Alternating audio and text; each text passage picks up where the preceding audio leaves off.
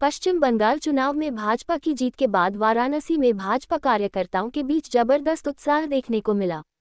नदेसर स्थित जिला सहकारी फेडरेशन (DCF) कार्यालय में भाजपा नेताओं और कार्यकर्ताओं ने मिठाई बांटकर, पटाखे फोड़कर और एक दूसरे को तिलक लगाकर जीत का जश्न मनाया। पूरे परिसर में मोदी है तो मुमकिन है और भाजपा समर्थक नारों की गूंज सुनाई देती रही। इस अवसर पर भाजपा के पूर्व जिलाध्यक्ष एवं DCF चेयरमैन राकेश सिंह गलगू ने कहा कि बंगाल की यह जीत केवल भाजपा की नहीं, बल्कि देश के करोड़ों राष्ट्रवादियों, सनातन समर्थकों और देशभक्त नागरिकों की जीत है। उन्होंने कहा कि यह विजय राष्ट्र की अखंडता, सांस्कृतिक गौरव और लोकतंत्र की मजबूती का प्रतीक है। राकेश सिंह गलगू ने कहा कि जब अंधेरा घना होता है तो समझ लेना चाहिए कि सूर्योदय निकट है, और बंगाल में भाजपा की सफलता ने इसे साबित कर दिया। उन्होंने प्रधानमंत्री नरेंद्र मोदी, गृह मंत्री अमित शाह, भाजपा संगठन महामंत्री सुनील बंसल और मुख्यमंत्री योगी आदित्यनाथ के नेतृत्व की सराहना करते हुए कहा कि पूरी टीम ने जिस मेहनत और रणनीति के साथ काम किया, उससे पहले ही स्पष्ट हो गया था कि बंगाल में परिवर्तन तय है। उन्होंने कहा कि भाजपा संगठन आधारित पार्टी है, जहां कार्यकर्ता बिना किसी व्यक्तिगत स्वार्थ के राष्ट्रहित में काम करते हैं। बंगाल के चुनाव परिणाम उसी समर्पण और मेहनत का प्रमाण है। उन्होंने दावा किया कि इस बार बंगाल में पहले की तुलना में हिंसा की घटनाएं कम हुई क्योंकि भाजपा कार्यकर्ताओं ने लोकतंत्र को मजबूत करने का काम किया। कार्यक्रम के दौरान कार्यकर्ताओं ने एक दूसरे को मिठाई खिलाकर जीत की बधाई दी। DCF के उपाध्यक्ष प्रमोद कुमार, डायरेक्टर सुशील पांडेय, आनंद मौर्य, रामाश्रय सिंह, मुकुंद जायसवाल, अभिजीत सिंह, पन्नालाल यादव समेत बड़ी संख्या में भाजपा कार्यकर्ता मौजूद रहे। काशी वार्ता न्यूज से जुड़े रहने के लिए सब्सक्राइब और लाइक करें।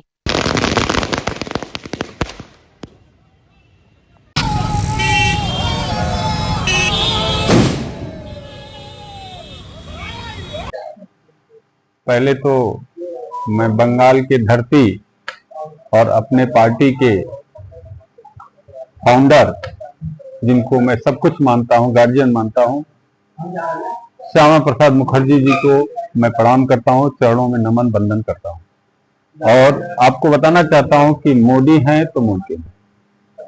जिस मेहनत से अपने देश के प्रधानमंत्री, माननीय गृह मंत्री, माननीय सुनील बंसल जी और उत्तर प्रदेश सरकार के कर्मठ युवा मुख्यमंत्री आदित्य योगी आदित्यनाथ जी और सहकारिता के जो संगठन के कुशलकर्ता, ऐसे ही जीत कुदरकी में हुआ था। जब चुनाव हुआ था उत्तर प्रदेश के अंदर उपचुनाव में, तो वहां पे 63% मुसलमानों की थी, लेकिन हमारे JPS राठौर जी, जो हम सब के संगठन की बहुत, जैसे हम लोग चाणक्य कहते हैं अमित शाह जी को, उस तरह उनकी नजर पारखी रहती है और हम लोगों ने विजय पताका लहराया। जब ये टीम लग गई कलकत्ता में, तो उसी समय यह हो गया कि कलकत्ता का फतेह होना है।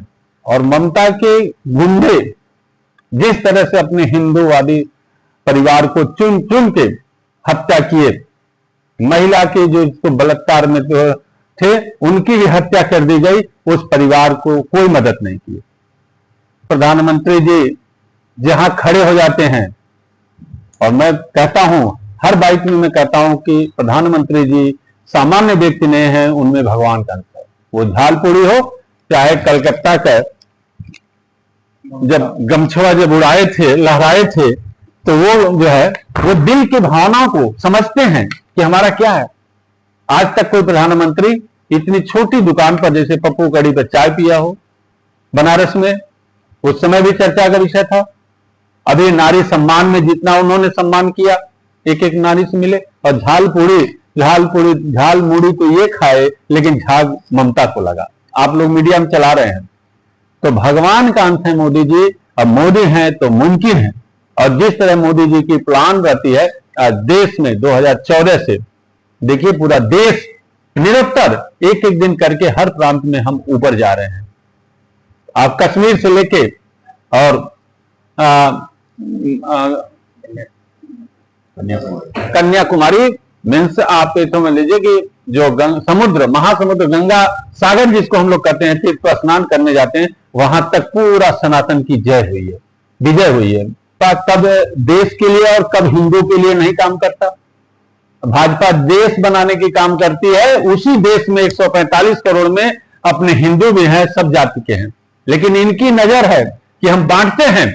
विपक्ष कहता है कि हम मुसलमान हिंदू करेंगे ताकि हमको वोट मिल जाएगा। ये छोटी सोच को दर्शाती है, उसी का परिणाम है कि आज वहां सनातन का जीत हुआ है।